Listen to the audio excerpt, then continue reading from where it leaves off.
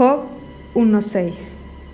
Un día, cuando los hijos de Dios vinieron a presentarse ante Yahvé, apareció también entre ellos Satán. Yahvé dijo a Satán: ¿De dónde vienes? Satán respondió: vengo de la tierra, donde anduve dando mis vueltas. La curiosidad humana ha sido un elemento concomitante. Continuamente, el ser humano ha sentido una gran fascinación por los fenómenos paranormales y sucesos inexplicables. En esta ocasión, te voy a hablar sobre el origen de Satanás, Belcebú, Leviatán, Mefistófeles. Hola, crayolis, yo soy Eli Montserrat y te doy nuevamente la bienvenida a tu podcast de confianza. Nuevamente estoy muy agradecida de que me estés acompañando una semana más. La verdad, muchísimas gracias por todo el apoyo que nos han dado últimamente, porque ya llegamos a los 5,000 seguidores aquí en YouTube y la verdad, muchísimas gracias, mis corazones de melocotón, porque gracias a ustedes es que este proyecto es posible.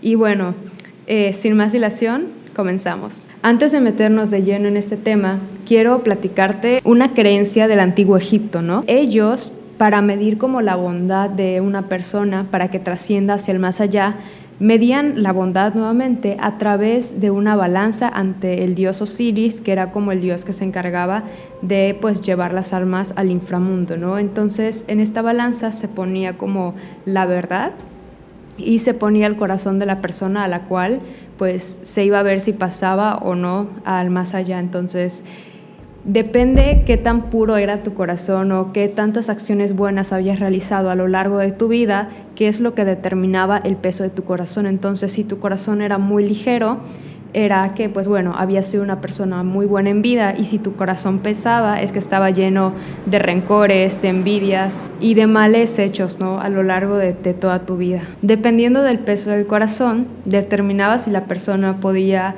trascender o no al mundo de los muertos, ¿no? En este caso, si el corazón del individuo llegaba a ser muy ligero, es que éste tenía un corazón puro, es decir, que llevaba amor, felicidad y que había hecho el bien a lo largo de su vida.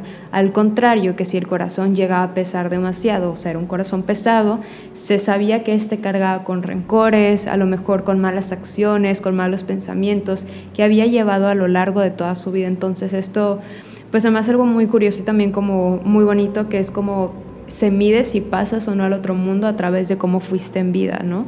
Y esto justamente tiene mucha relación con lo que viene siendo ya las creencias cristianas, ¿no? Que también se dice que si tú haces el bien, que si tú obras bien, puedes llegar al cielo, ¿no? Donde está Jesús. En cambio, si has sido una persona que no ha actuado bien, has cometido pecados y no has confesado todos esos males hechos, terminarás yéndote al infierno. Se cree que el inicio de la religión, que es donde surge la religión cristiana, la religión judía, la religión musulmana, tiene sus bases en lo que viene siendo la religión zoroastrista, que la zoroastrista data desde 3,500 años antes de Cristo. En esta escuela tienen dos pensamientos, que es como el pensamiento bueno y el pensamiento malo, y que esto está en la persona, o sea, la persona tiene el poder de decidir si lo que va a hacer está bien o está mal. Es decir, que nosotros somos conscientes, nosotros somos las personas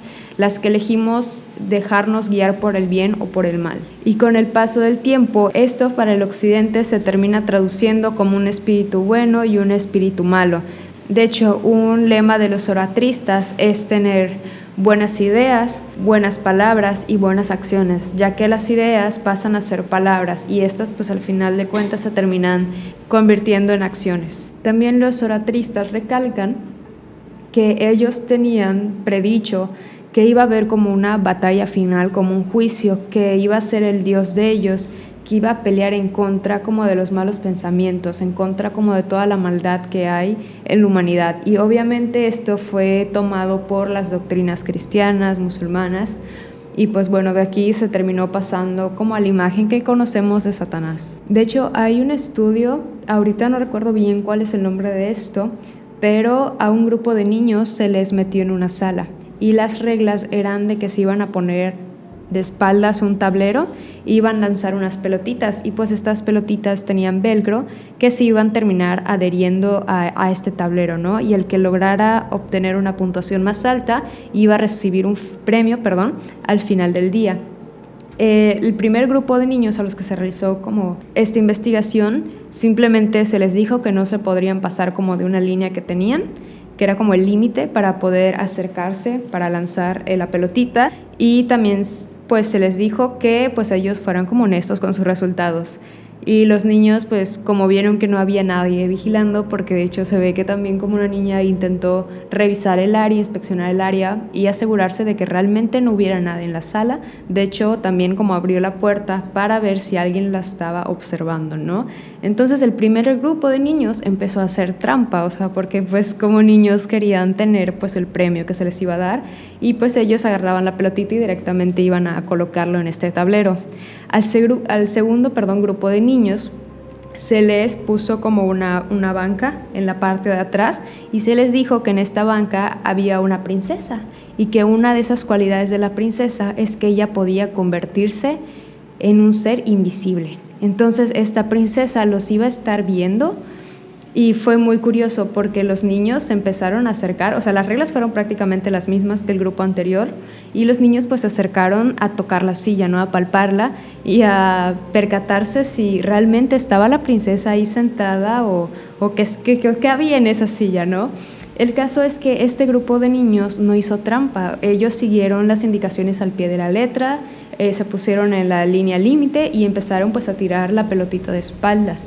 Lo curioso es que este experimento se le realizó a un grupo de niños y todos llegaban a la misma conclusión de que cuando a los niños se les presentaba esta princesa, ninguno de ellos hacía trampa. Entonces esto lo vendríamos como pasando a lo que actualmente es como la religión, ¿no? Porque también puede llegar un punto en que la religión para nosotros puede llegar a ser como un efecto placebo. Digo, no quiero hablar más de esto porque pues más adelante también les estaré comentando una experiencia personal.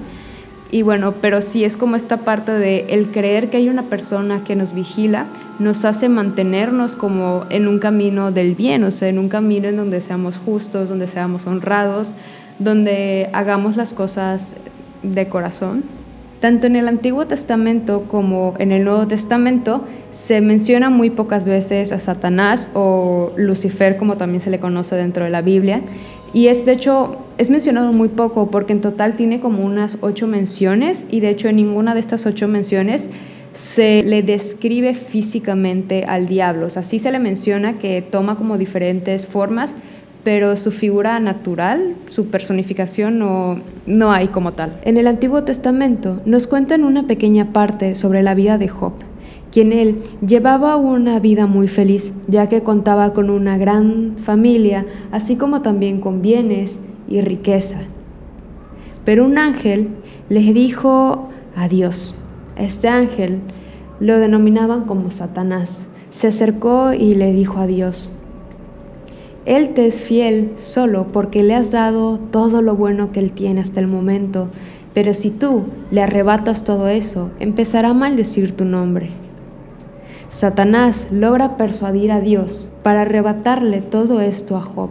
Después de esta prueba, Job no dudó en la presencia de Dios, ya que él seguía siendo un fiel devoto. Y como les había comentado, Satanás se utilizaba como un calificativo, ya que este era un papel que se le daba al ángel para poder cuestionar las acciones humanas ante los ojos de Dios. Es decir, que fungía como un acusador. De hecho, Satanás, eso es lo que significa adversario, acusador. De hecho, también en una parte de la Biblia, Jesús le llama a uno de sus apóstoles como Satanás, es decir, adversario. Otro versículo muy importante es el de Deuteronomio 30:19. A los cielos y a la tierra llamó por testigos hoy contra vosotros, que os he puesto delante la vida y la muerte, la bendición y la maldición. Escoge, pues, la vida.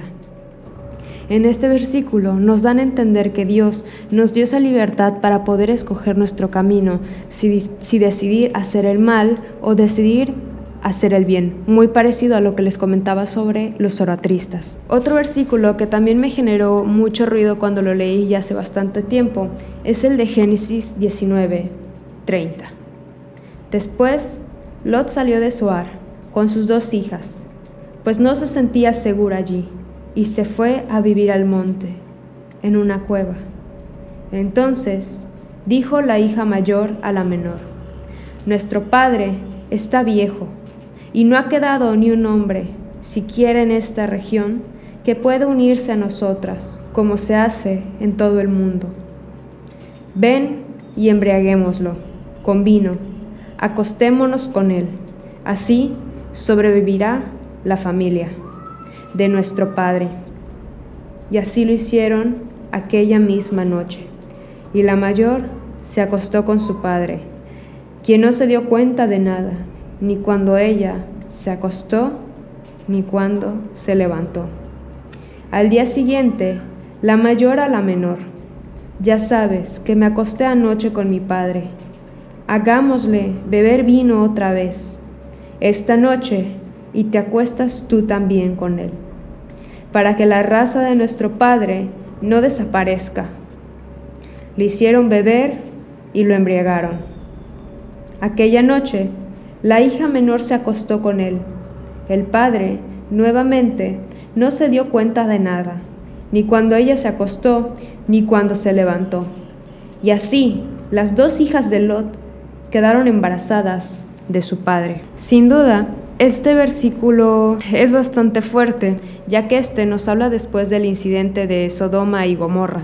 Ellos pues fueron fugitivos de esta catástrofe que llevó Dios al mundo, porque su creación no había resultado como Él quería, ya que las personas se habían llenado de vanidad y estaban por muy malos pasos, por lo que Dios decidió destruir su creación. De hecho, hay 2 creaciones de la vida dentro de la religión. Es curioso cómo para muchas cosas la religión logra cuestionar ciertas actitudes, ciertas creencias. Y algo también muy curioso es que casi no siempre se habla como de estos pasajes de la Biblia, pasajes que son muy fuertes, y a lo largo de toda mi vida dentro de la iglesia, porque sí fue una persona que de hecho hace unos años yo llegué a ser monaguilla, a mí pues se me encargaba como el libro creo que era el libro romano, la verdad no me acuerdo, ya tiene mucho tiempo, y separar las hojas para que el padre o el arzobispo pudieran leerlo, ¿no? Y yo así oficiar la misa. Y nunca me tocó, de hecho, el tema del diablo, de Satanás, siempre ha sido un tema muy tabú dentro de la religión. Y algo que también me generaba mucho ruido es cómo en la antigüedad el inglés era un lenguaje impuro. ¿Por qué? Porque era un lenguaje hablado por científicos, por músicas, por poetas, ¿no? Por escritores. Entonces, obviamente, a la religión no le caía nada bien que hubieran personas que se salieran de sus dogmas, sus creencias. Por eso la gran mayoría de veces todos los textos, de hecho hasta las misas, se llegaban a oficiar pues en latín, ¿no? Que era como el idioma que estaba permitido, porque pues el inglés era todo lo contrario a lo que ellos profesaban. Hay un relato muy popular donde había un sacerdote que era muy amigo como de un científico, ¿no? De una persona culta que le gustaba leer, que buscaba la explicación de las cosas, ¿no? El origen de las cosas, porque lo que nos distingue a nosotros de los humanos es que somos seres conscientes, somos seres racionales. Entonces, este sacerdote pues era muy amigo de este como científico, a lo que estaba totalmente prohibido, ya que la iglesia en los libros espolvoreaban una sustancia tóxica, una sustancia nociva para la salud. Cuando las personas se interesaban en querer aprender, en buscar más allá de lo que te decía la Biblia, pues obviamente ellos estaban en contacto directo con esta sustancia, y al ir pasando las hojas, muchas veces llegaban a lamerse el dedo para tener una mejor adhesión, ¿no? Con las hojas, y que pudieran pasar más cómodamente. Entonces, al estar haciendo esto constantemente, ellos ingerían esta sustancia. O sea, ya no era solo el que lo respiraba, sino que ya ingerías por estar pues lamiendo el dedo para poder cambiar las hojas, y estas personas morían por intoxicación, y en este tiempo obviamente no existían las autopsias como las hay actualmente. Entonces la iglesia decía que estas personas fallecían porque era un castigo de Dios, porque ellos se salían de las creencias de los dogmas y eso a Dios no le gustaba, porque la religión siempre ha querido que no se cuestiona a Dios, porque Dios sabe cómo hace las cosas. Y no es que yo tenga algo contra Dios, porque más adelante les contaré una anécdota personal, sino que era más bien la gente que está al mando de todo esto, ¿no? Que siempre ha querido, de hecho a los creyentes se les representa como ovejas. De hecho hay una pintura que les estaré dejando aquí donde se ve que está Jesús abrazando a un cordero. Entonces los corderos siempre se ha dicho pues que nos representan a nosotros, ¿no? Somos el rebaño y Jesús pues es nuestro pastor. Y justamente también remontándonos al inicio de la creación, sale la serpiente, ¿no? Que tienta en el jardín del Edén, que tienta a Eva y a Adán. En el Génesis 2, punto número 3, la tentación y la caída, dice: la serpiente era el más astuto de todos los animales del campo que Yahvé, Dios, había hecho. Dijo a la mujer: ¿es cierto que Dios les ha dicho que no coman de ninguno de los árboles del jardín? La mujer respondió a la serpiente: podemos comer de todos los frutos de los árboles del jardín, pero no de ese árbol que está en medio del jardín, pues Dios nos ha dicho: no coman de él, ni lo prueban siquiera, porque si lo hacen, morirán. La serpiente dijo a la mujer: no es cierto que morirán, es que Dios sabe muy bien que el día en que coman de él, se les abrirán a ustedes los ojos. Entonces ustedes serán como dioses y conocerán lo que es bueno y lo que no lo es. A la mujer le gustó ese árbol que atraía la vista y que era excelente para alcanzar el conocimiento. Tomó de su fruto y se lo dio de comer también a su marido, que andaba con ella, que también lo comió.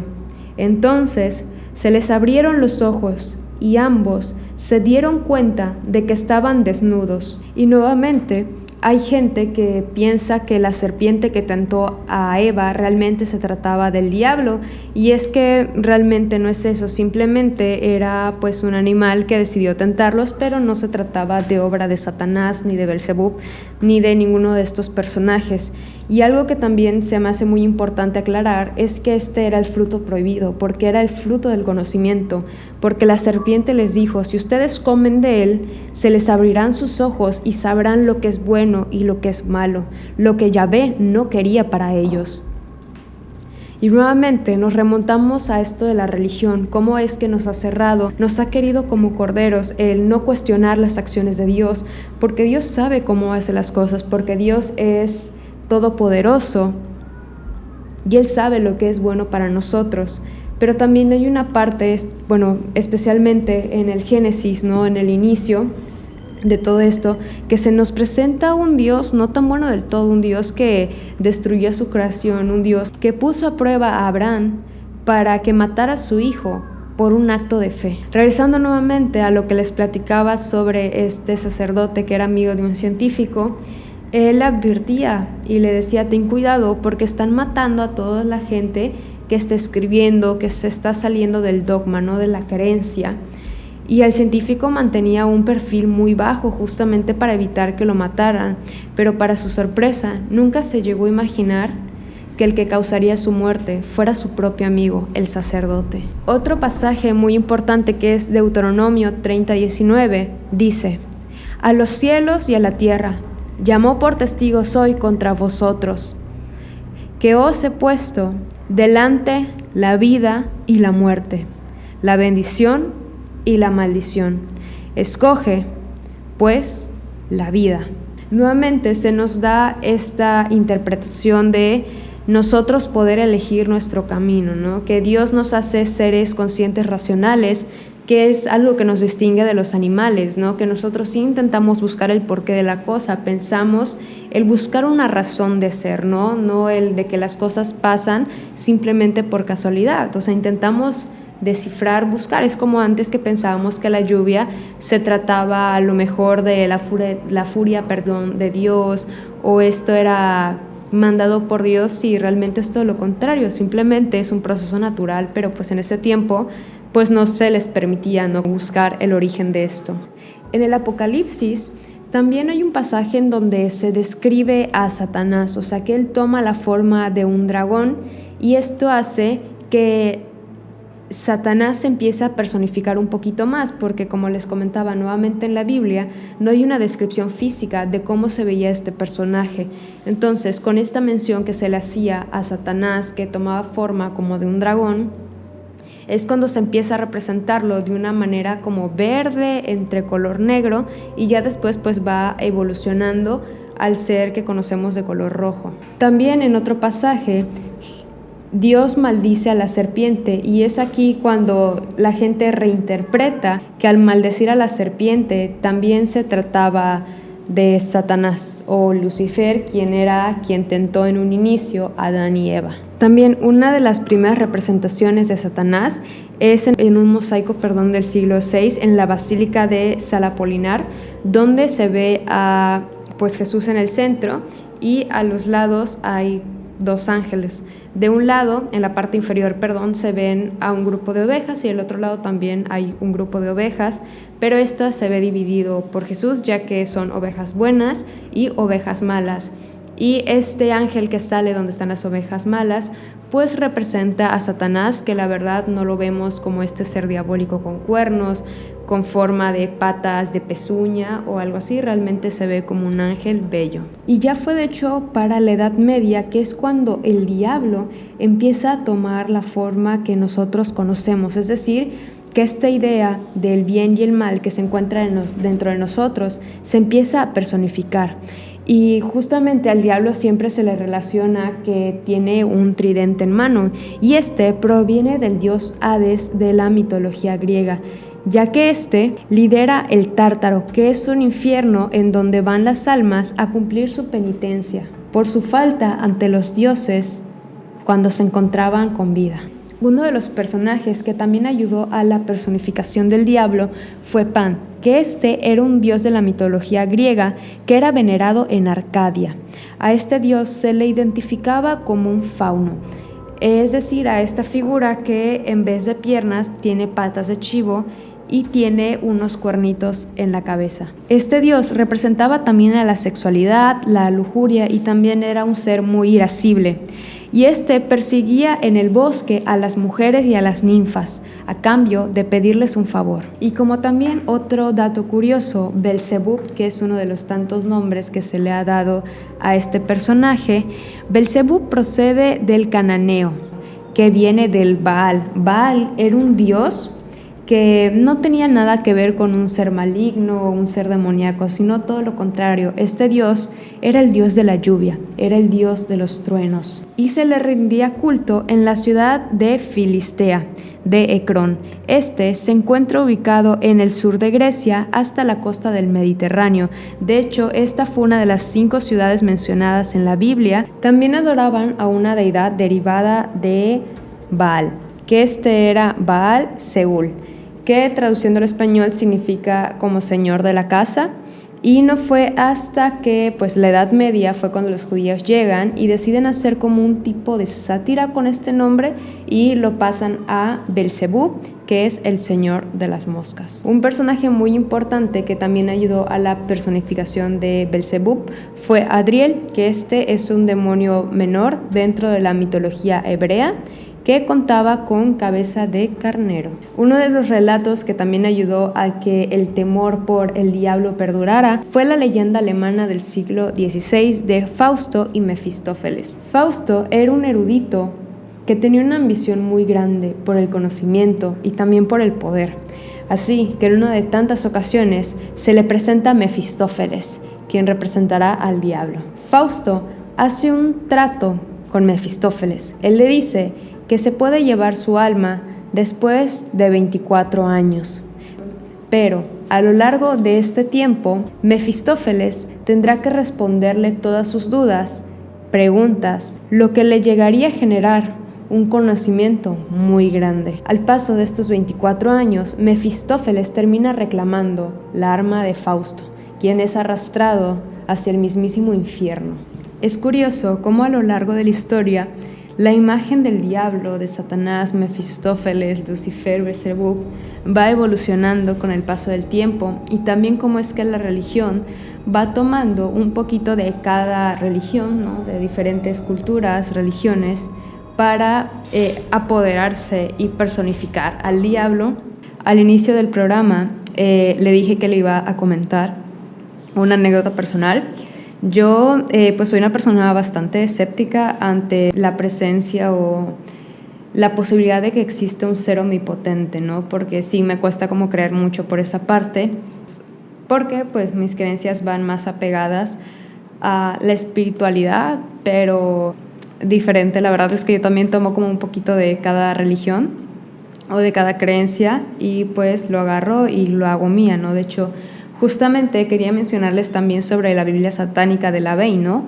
Porque nosotros pensamos que los satánicos son esas gentes que sacrifican, que hacen pactos, que hacen rituales en panteones a la medianoche, y realmente es que no. O sea, la Biblia satánica no son tan idealistas como puede llegar a ser tal vez como en el cristianismo, sino son cosas que ya podemos usar más pues día a día, ¿no? Y uno de estos es que cuando una persona llega a tu casa y ésta te falta el respeto a ti, a tu familia, tú estás en todo el derecho de correr a esta persona de tu hogar, ¿no? Porque pues nuevamente es tu casa y no hay que permitir que personas vengan a dañarnos o faltarnos el respeto. También al inicio, bueno, en estos mismos mandamientos, se ve el mandamiento número 10 que dice: no mates animales ni humanos a menos que seas atacado o para alimento, ¿no? Que esto es completamente diferente a lo que nosotros pensamos de los satánicos, que los satánicos pues nuevamente pues sacrifican animales para hacer rituales. Otro mandamiento también es: no cuentes tus problemas a otros a menos de que estés seguro de que quieran oírlos. Y como estos pues puedo seguir, también les voy a dejar acá abajo el enlace pues para que vayan a checar un poquito más estos mandamientos. Y no es que yo sea una persona satánica ni mucho menos, pero les comentaba que yo sí he sido una persona que cree en muchas cosas. O sea, yo pues creo en los orishas, que son los santos cubanos, creo también en el tarot. De hecho, en mi Instagram a veces hago live y les leo los arcanos mayores del tarot. Pues también apenas estoy aprendiendo. Y pues bueno, prácticamente esos son como que mi tipo de creencias. No es que yo crea en Satanás, en un Lucifer como tal. O sea, no creo que exista un personaje, pero sí creo que existe el mal, porque nuevamente esto es una dualidad. Si hay bien, también debe existir un mal, porque dentro de estos temas no todo es malo, pero tampoco no todo es bueno. También hay espíritus del bajo astral que su naturaleza simplemente es ser esa, es como estar detrás del humano, pero no como tentarlo para que él peque o haga mal a la sociedad, no, sino todo lo contrario. Pues ellos están, si tú los buscas, si tú decides investigarte, meterte en estos temas de manera pues incorrecta, ¿no? Como sin tener precaución de ciertos temas que puedas llegar a leer, ¿no? O estudiar. Y pues no dudo que existan pues seres malos, ¿no? Entonces yo siempre como discrepaba un poquito con esto, porque yo sí creo en los exorcismos, sí creo en las posesiones, sí creo que pueda llegar a pasar todo esto. Pero me costaba creer en la existencia de Dios, como decía, no, o sea, yo lo veía como universo, como creador o madre tierra, que es en lo que yo creo. O sea, yo le agradezco a la vida, le agradezco al universo, le doy gracias a la tierra, porque pues gracias a ella tenemos todo lo que tenemos. Y también, bueno, en esta experiencia que les iba a contar, es que yo tengo hermanas que son cristianas. Yo pues sí pasé por la iglesia cristiana, sí fui, también pasé por el catolicismo, pero pues me centré mucho más en el catolicismo porque sí pasé gran parte de mi vida, ¿no? Sirviendo a la iglesia, y pues por lo mismo hubieran cosas que a mí no me gustaban. Yo no estaba de acuerdo con muchas cosas, con muchas prácticas. Por ejemplo, la discriminación hacia las personas de la comunidad. Hay cosas que no me cuadraban, pero nunca me sentí cómoda yendo a este tipo de lugares. Y pues les digo, era como muy escéptica a los apóstoles. Los apóstoles dentro del cristianismo son estas personas que te pueden decir el futuro futuro y también saben cosas de ti, cosas que nadie más sabe. Pueden ver tu pasado, tu presente y tu futuro. Prácticamente es lo mismo que hace una medium, una canalizadora o también una tarotista, porque sí ha llegado y sí me ha tocado también cómo hacer eso. Entonces yo iba muy escéptica ante esto. Yo decía, bueno, a lo mejor y la sensación que uno tiene al entrar a estos templos, a estos cultos, pues es que hay mucha gente que está enfocando su energía en un mismo lugar, en un mismo ambiente, y pues creas o no, todos somos energías y siento que todo eso como que se centra y es en que empiezas a sentir eso. Y aparte también lo veía como un efecto pues psicológico, ¿no? Porque ponen música melancólica. También había esta parte de que el pastor te decía, yo sé que has pasado por mucho, decía cosas como muy generalizadas, cosas que pues claro que nos han pasado a todos alguna vez nos han tratado mal, nos hemos sentido tristes, nos hemos sentido traicionados, desilusionados. Entonces para mí todo esto era como un efecto pues psicológico. Decía, bueno, no, tampoco me sorprende lo de los apóstoles, porque les digo, era algo que no quiero sonar como muy egoísta, pero es algo que, muy ególatra, pero es algo que yo también he hecho. O sea, y varios de ustedes pues me pueden confirmar en los comentarios cuando yo les he leído el tarot. Entonces les digo, realmente esto no me sorprendía. Yo iba pues muy como cerrada a este tema. El apóstol empezó a pedir que la gente pues fuera pasando con él, ¿no? Era un como, no sé si decir ritual de ceremonia como de sanación o algo así. La verdad es que, disculpen mi ignorancia, pero la verdad no estoy tan empapada en este tema. Entonces pues mi mamá me dijo, ¿sabes qué pasa? Yo decidí pues pasar, ¿no? Tomarle la palabra a mi mamá y decía, bueno, pues vamos a ver qué pasa por la anécdota. El caso que cuando yo pasé, me pidieron mis manos y el apóstol, me dijo algo que pues yo estoy pasando actualmente, ¿no? Que con un tema de mi salud. Y sí fue algo que tocó fibras para mí muy sensibles, porque me dijo, yo veo el malestar y que está en tal parte de tu cuerpo, ¿no? Entonces yo dije, bueno, puede ser, porque antes de eso me preguntó qué es lo que tú tienes y yo le dije que pues bueno, tenía yo esto.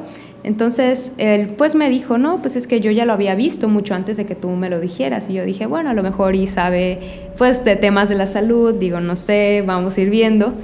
Y me empezó a decir también cosas de mi infancia, cosas de mi presente. Y en ese momento, les digo, yo tenía los ojos cerrados porque te piden que cierres tus ojos. Y empecé a ver con los ojos cerrados como la figura de un anciano, ¿no? Como de un viejito. Y les digo, esto no es la primera vez que me pasa, porque pues yo soy un tema que me gusta mucho, los temas espirituales, de la meditación y de conectar con esto. Y sí me ha pasado, ¿no? Como a veces llegas a ver cosas, digo, no dudo que también sea un efecto también de la mente, pero yo como persona que me gustan esos temas, pues sí creo que se pueda tratar de algo más, ¿no? Que se está haciendo presente. El caso es que empecé a sentir una vibra rara, o sea, no mala, sino es que no estoy acostumbrada como a este tipo de cosas, pero una vibra muy fuerte, una sensación muy fuerte, y me sentí muy chiquita en ese momento. No sabía por qué, les digo, yo iba muy escéptica, y de pronto yo ya estaba en un mar de lágrimas, María Magdalena, yo acá, y no sabía realmente por qué, y en mi mente simplemente se empezaron a formular preguntas de, o sea, Dios, ¿realmente existes? ¿Cómo sabes? ¿No? O sea, como que ese tipo de cuestionamientos, porque para mí fue algo que me movió mucho de mi zona de confort, de donde yo estaba, de mis creencias, y sí fue algo que me generó muchas preguntas. También en la noche me pasó algo que yo sentí como una elección, que tenía que elegir entre estos dos caminos, y también algo muy específico que me dijo esta persona, ¿no? Me dijo, es que Dios te ha llamado, y me dijo, es que Dios ha escuchado tus plegarias. Y para mí pues fue como raro, porque pues yo no le rezo a Dios, o sea, yo le rezo a la vida, le agradezco a la vida, y es a quien le digo mis plegarias, si puede llamarse así. Pero pues bueno, eso fue como todo lo que pasó.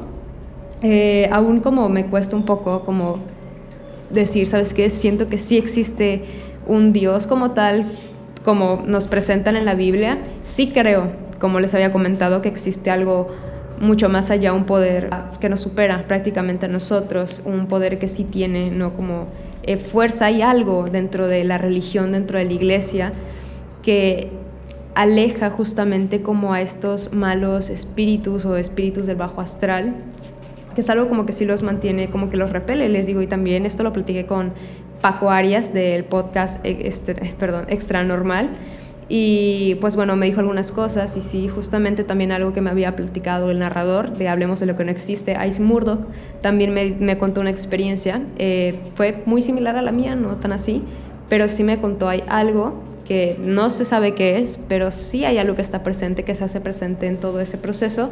Les digo, realmente yo ahorita me siento, pues bueno, lo tomé y bueno, no es que yo sea cristiana ni católica ni nada, pero sí se me hizo una experiencia muy padre, sí se me hizo una experiencia muy bonita y la verdad es que fue algo muy raro para mí. Y ya, pero pues es justamente también lo que les quería también compartir un poquito de mi experiencia, ¿no? Regresando nuevamente al tema, un libro que también ayudó bastante a la personificación nuevamente del diablo y como lo conocemos ahorita, fue el de Dante de la Divina Comedia, en donde pues nos relatan más o menos cómo es el infierno. Otro momento que fue un par de aguas para todo esto que conocemos sobre el infierno y los demonios fue la Divina Comedia de Dante, y también otro escritor que tuvo un papel muy importante fue John Milton, que en 1966 escribió El Paraíso Perdido, en donde se relata cómo fue la tentación de Adán y Eva en el jardín del Edén, y también nos dan un enfoque de Satanás, ¿no? Un enfoque más humano, que él realmente no es que quería desobedecer las órdenes de Dios, sino que él quería simplemente ser libre, quería compartirle a la humanidad como toda esta sabiduría, ¿no? Y por esto a él se le destierra y se le encierra en el infierno. Y es aquí donde se oficializa esta versión en la que hay una batalla entre el bien y el mal, que es cuando Dios desterra a todos los ángeles caídos. Y de hecho en la Biblia es algo que no se menciona así como tal, ya es como para el Apocalipsis, que es cuando ya deciden como profundizar un poquito más en la historia, ¿no? Pero realmente esta versión del ángel caído, del destierro, pues no se encuentra dentro de la Biblia, sino que es algo ya externo. Pero no fue hasta el siglo XIX que esta obra de John Milton es que se populariza y es cuando se empieza a desatar más como la imagen y se empiezan a crear más versiones de lo que conocemos como Satanás, Lucifer. Y pues bueno, esto ha sido todo el capítulo del día de hoy. Espero que les haya gustado muchísimo. Recuerden dejarme acá abajo en los comentarios qué les ha parecido, si tienen algún otro dato también para enriquecer un poquito más este episodio. Recuerden que yo soy Eli Montserrat. Puedes encontrarme en todas las plataformas de podcast, Apple Podcast, Google Podcast, Amazon Music, todo lo que termine en podcast. También tengo redes sociales, tengo Facebook, tengo TikTok, también tengo Instagram y me puedes encontrar en todas como Eli Montserrat. Y bueno, mi corazón de melocotón, espero que hayas disfrutado de este video y pues recuerda que esto siempre te lo hago con muchísimo cariño. También recuerda mandarme tus historias o tus evidencias de tu familia, de tu primo, de quien sea, correo que te está apareciendo aquí en pantalla. Y pues bueno, te quiero muchísimo. Te mando muchos besitos con muchísimo cariño y no olvides taparte muy bien tus patitas en la noche para que no te las vaya yo a jalar. Nos vemos hasta el sábado a las 8 de la noche, ¿eh? No te me escapes. Bye, bye.